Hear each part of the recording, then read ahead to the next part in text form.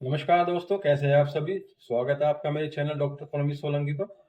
और आज हम बात करने वाले हैं होम्योपैथी की एक ऐसी दवाई के विषय में जिसका मुख्य रूप से कार्य बच्चों और स्त्रियों की बीमारियों में सबसे अधिक प्रयोग किया जाता है। तो ये दवाई है एकोनाइट मेपलाइजल 30।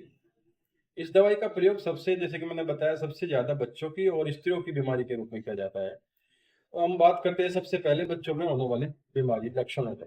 देखिए, जैसे कि छोटे बच्चे हम जिनको गोद में लेते हैं, नवजात शिशु से जो हमारे बच्चे ज्यादातर गोद में रहते हैं, उन बच्चों की बीमारी की बात करते हैं, क्योंकि उनकी बीमारी केवल हम लक्षणों के आधार पर बता सकते हैं, क्योंकि छोटा बच्चा बोलता तो नहीं है।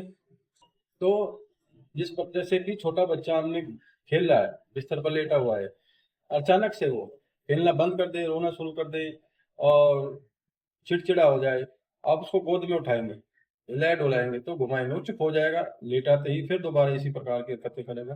तो समझ जाइए उसको कुछ ना कुछ दिक्कत है, जैसे कि उसको बुखार, जैसे कि मौसम बदल रहा है, उसको ठंडा लगने के कारण बुखार या बेचैनी बन जाती है, तब बस बच्चा अक्सर ऐसी हरकतें करता है।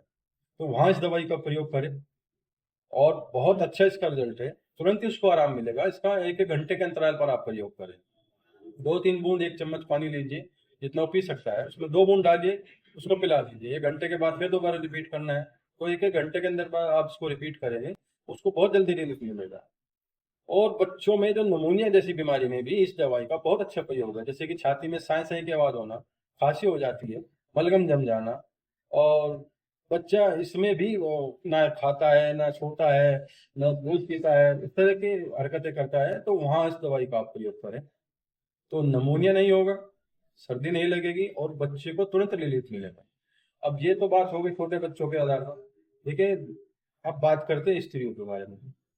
स्त्रियों, जैसे कि बहुत सारी स्त्री कमजोर दिल की होती है, तो भीड़ में जाने से टकराती है, कतराती है, सड़क क्रॉस करने में उसको डर लगता है, मृत्यु का जिसको भय रहता है कि तुम तो मर जाने वाली, अब मर जाओगे, डॉक्टर के पास जाओगे तो नहीं बचोगे, मैं मर जाऊंगी। तो इस प्रकार का जो मृत्यु का भय होता है, बेचैनी हो जाती है या फिर घबराहट हो जाती है, तो वहां इस दवाई का प्रयोग होता है। और इस औषधि, जैसे होम्योपैथी की दवाई है एकोनाइट, इसका प्रयोग से इस प्रकार के जो लक्षण दिखाई देते हैं उसमें आपको आराम मिला। अंधेरे कमरे में नहीं जाना है, अंधेरे से डर लगता है, वहां भी इस दवाई का प्रयोग होता है।